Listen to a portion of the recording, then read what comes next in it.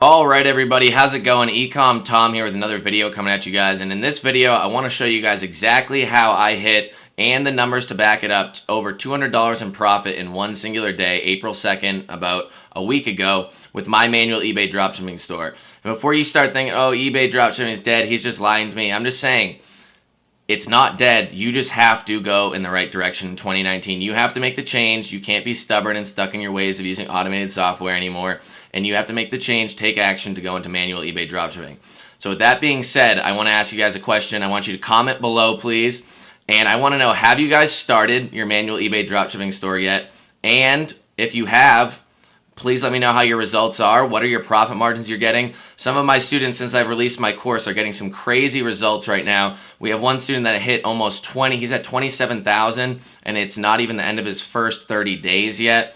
I did teach him a little bit beforehand, so he got the course. Well, he got the information a little bit before the course came out. And other students that just started with the course, you know, they are making a lot of sales, good sales, and high profit margins. So I want to know, have you guys started? And if not, what is your number one concern and questions as to why you haven't gotten started yet? And I will address them all in the comments below. And before you say, oh, Tom, you're a guru, I can't do this. I mean, like I said, I'll show you guys proof in my next video of just my students' results and how everything's going so far with the launch and the release of my new course. With that being said, there is only 4 spots left in my new course to get the course for the price that it's going to be launching at on the 15th of April, and also get my Virtual Assistant Mastery course for $150. So make sure you check that out in the description. And also, so I show you the whole breakdown inside of this video. I want to tell you guys that first off, I make mistakes too. I made 22 orders in this day and I had to cancel 3 of them. 2 of them were my mistake. 1 of them was a repricing error, and I don't really reprice every hour, so I can understand that.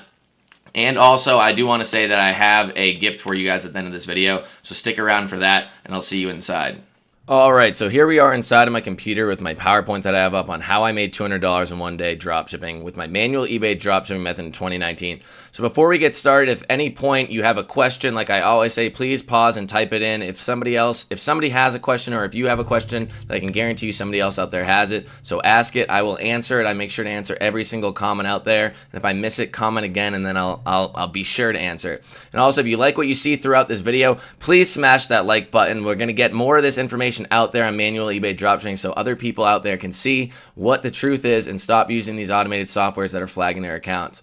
So with that being said, let's get into it. So the overview of my sales for the day, this is April 2nd of 2019. Sorry, I'm in the wrong year here. There's 22 orders, and of which those 22 orders, I got to get my pointer on. I got my pointer on right now. Of those 22 orders, 3 of them I had to cancel. So 2 of them were my mistake, and that was a mistake with listing Walmart items onto SKU Grid, which I will explain later. And 1 of them was out of stock, and that was kind of just my issue. It's just because I don't reprice all the time. I reprice every 3 to 4 hours, and sometimes overnight if something happens or if I forget to reprice, that's the issue. It wasn't really a big deal. But one thing I do want to say, I have a quick quiz question for you guys right now, and you can pause the video and answer it right here. And that is, what is the best way to cancel an order on eBay so that you don't mess up your metrics? I'll let you guys answer it. Pause the video. All right, so we're back at it. The average order cost, so it's 22 minus 3. There was 19 orders, and the average cost or price of the order that somebody paid for was $114.34. There was 0 orders at negative profit, but there were some that were a lot lower than 10%, or possibly that were close to negative without cash back, and I'll explain that in a bit. And the profit that I pocketed was $207.14. I took into consideration every single fee here, and items listed was 453 items on my account at the time. So like I said, you can make a lot of money here with a small amount of items. So let's get into the breakdown. This might be a little bit confusing, but I got my pointer and I got things highlighted, so we should be able to get through it. So sold amount on eBay. So the sold amount of the items that I didn't cancel, so all 19 of the orders that I didn't cancel, was $2,172.39. The amount after PayPal and eBay fees was this, and then promoted listing fees. Yes, I still use promoted listings, and yes, they still work on manual eBay dropshipping stores. And the promoted listing fees were $30.53. So the total after fees was $1,874.39. And this is all just inside of eBay. And this is my total expenses. So my item cost was $16.72.37. My shipping costs, and I'll explain why why I had shipping costs in a bit. That's $74.52. And then my sales tax paid, that's the biggest issue as to why I didn't make more profit and why I didn't actually fully hit 10% profit, because I would have hit 10% if I didn't pay the sales tax that I didn't need to pay. And I made a mistake. Like I said, I'm human as well. And there was also another mistake I made, and that was in my promoted listing fees. They're a little bit higher than they should have been, because I guess I told my VA in the past to put them at 3%, when in reality I wanted them down to 1.5 or 2%. So some of them were getting hit with 3%, so that's a couple extra percents here and there. You know, it's not a big deal, but over time it will add up. So this is my little supplier cost guy. He's a nice little graphic here. This is a credit card cash back. So I use the Spark business card. It's 2% cash back, and they run a lot of deals and promotions that if you get it and you spend a certain amount, like when I got it, it was if you spend $50,000 within 6 months on the card, then you will in fact actually get $2,000 in extra cash back, plus 2% on $50,000 is $1,000 as well. So you get $3,000 on $50,000 spent. So that's a great deal. They run the promo sometimes. And then, of course, Giving Assistant, I got $55.71 from Giving Assistant. And as you can see, Giving Assistant, in my opinion, is the best cashback website out there. I really love it. I get cashback on every single order. As long as you order it correctly and you do everything right the way that I teach inside of my courses and my other coachings, then you will be able to get cashback on every single order. I know a lot of people, they'll factor in their cash back, but in reality, they're not even getting the cash back. And Giving Assistant makes it very easy to track as well. So the profit altogether was $207.14. The front end was $117.98, and it is a little bit lower than I really expected or I really wanted, and I'll show you why in the next slides when I break down my Excel sheet on it, because there was a few issues that went on. Cashback was almost $90, and altogether, like I said, it's $207.14. So on the next slide, this is a snapshot from my profit sheet, and anybody that is inside of my course has this same exact profit sheet that I have. I may have made a slight little change to it afterwards, but it's basically the same.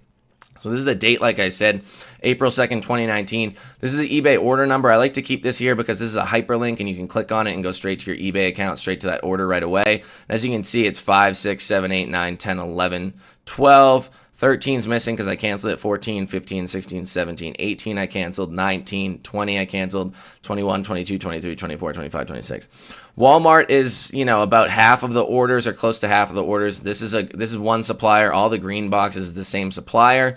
And as you can tell, a lot of the items coming from this green supplier I am paying shipping on. And this supplier, and it's very hard to be able to get a proper amount of profit, in a very accurate amount of profit, because you can see this one was 8.57%. This one was 9.57%, which is what I aim for around there, around 10% with the cashback card without shipping. But the thing is, this supplier has variable shipping costs, so if it's going to one place, it might cost more than going to another place, and that's why it's pretty hard to be able to actually pinpoint your profits. You can, in SKU Grid, inside of SKU Grid, add like a plus $1 or $2 buffer to a single item or to any items out there, or an item from a specific supplier. You can do everything. It's all very versatile inside SKU Grid.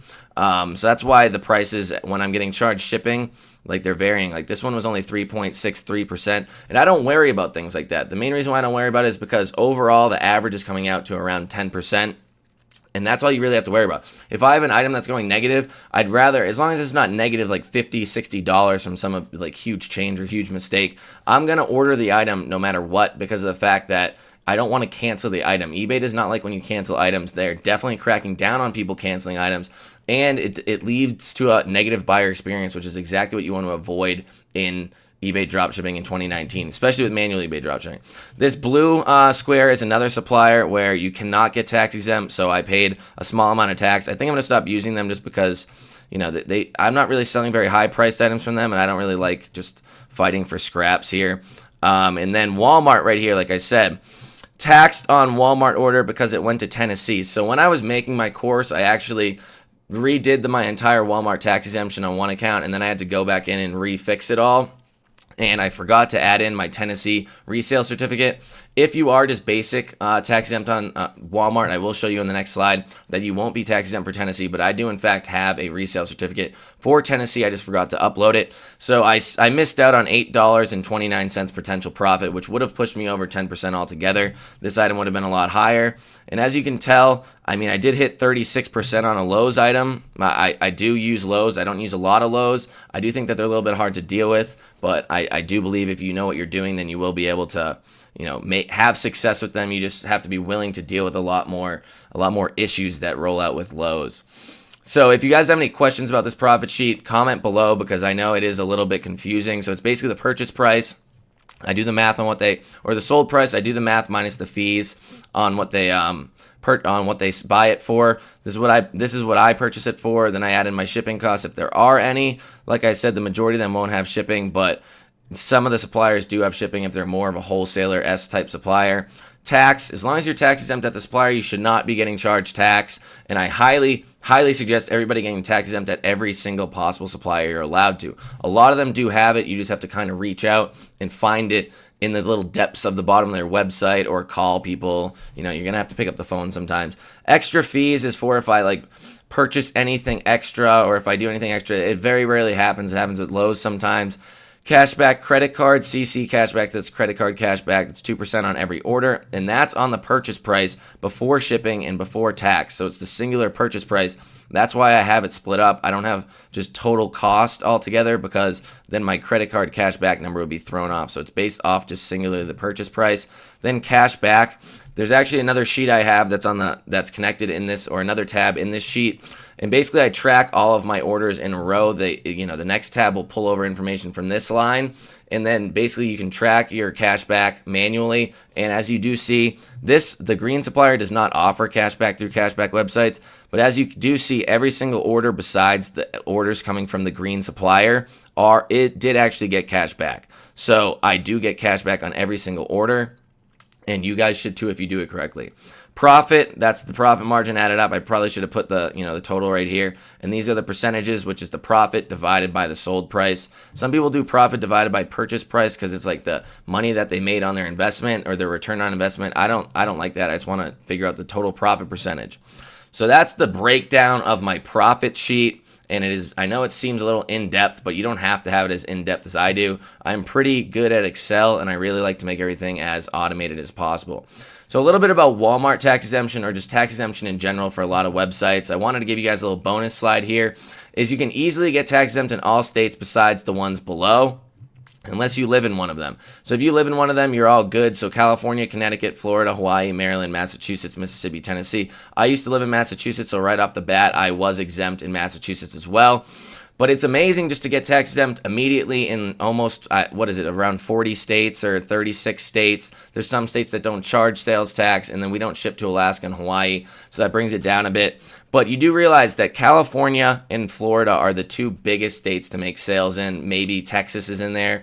So you cannot be paying tax on these items going to these states. You need to go out there and get resale certificates for these states. And if you have any questions on that, leave questions below or message me on Facebook. I can help you out with it. I do run a service to get people tax exempt, and it's been working pretty well. Connecticut, I myself I'm not even tax exempt in Connecticut yet. I don't worry about Connecticut or Mississippi really. But I do have Maryland, I do have Massachusetts, and I do have Tennessee, as well as California and Florida. Hawaii doesn't matter because I don't ship there. You really do need to make sure that if you go above and beyond, you will be able to make more money. Like if I had my Tennessee sales tax permit in this slide, if I had it registered and uploaded like I used to, I would have had $8.29 extra in my pocket. And that's just as simple as that. I mean, instead, I ended up having to pay it. And it's a lot. I didn't make money on that order. Well, I made some, but not as much as I could have. And it really kind of stinks. But, you're going to save thousands of dollars annually, and it's ideal for Amazon and eBay dropshipping because a lot of people do dropship Walmart onto Amazon. So it is very helpful to have. And this works for just about every single other type of supplier out there. Home Depot's kind of the same way. Amazon's definitely the same way if you're going to try to get tax exempt on Amazon for purchasing, if you still use them. And then other suppliers out there, they're kind of iffy and finicky. Some are really hard. You're going to have a resale certificate for every state. Some you're not going to have to. If you don't know what a resale certificate is, I mean, ask below, but it is basically a number that the state will give you, or an ID that the state will give you, saying that you're allowed to collect and remit sales tax to the state. You can then give that to your supplier and get exempt at that supplier in that state. So what are the takeaways from this video? I'm going to speed this up a bit. Listing Walmart items in SKU Grid is finicky. So when I was listing Walmart items, I was listing some items as that were variations on Walmart, but they were singular items on eBay. And you have to actually specify on SKU Grid what the variation is, or else it will reprice at the lowest price, which kind of messed me up. That's why I had to cancel 2 of the Walmart orders. So you need to get fully tax exempt at your supplier. It's imperative, and you'll be able to be way more competitive, have your items priced lower, but in reality, you're still making the same profit and be able to outprice your competitors that aren't tax exempt.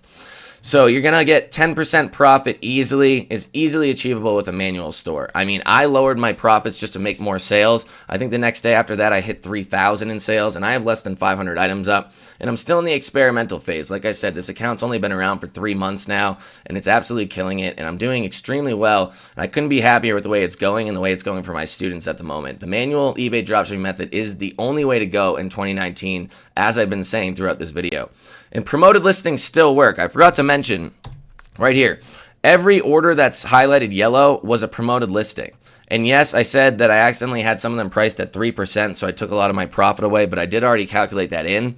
And if I didn't have promoted listings, yes, I wouldn't pay the extra $30, but also I made $24 profit on this one promoted listing sale. If it wasn't promoted, maybe I wouldn't have sold it. That's the way I look at it. Look at the extra profit I made for the $30 that I spent on promoted listings. I mean, right there, that's close to $75, $80 right there.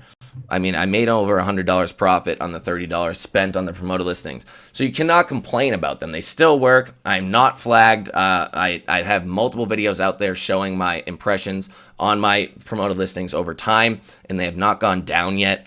So you need to be doing promoted listings. It's very helpful. And you do not need a ton of items. Like I said, there's 453 items in my store at the time, give or take 10, 20. And that is really all you need. I mean, from there, all you have to do is just curate your items, make sure that the ones that aren't selling are getting taken off, and make sure you're constantly putting on new ones. You know, not a lot. You don't have to do a lot, 5, 10 a day, maybe 5 a day, couple a day. It doesn't really matter as long as you're listing items consistently that are, have proven sales history in the past. And I do plan on doing another manual drop shipping Zik Analytics tutorial just for you guys. So you don't need a lot of items. You just need to have a curated list of items, basically. And last but not least, manual drop shipping is very profitable still in 2019.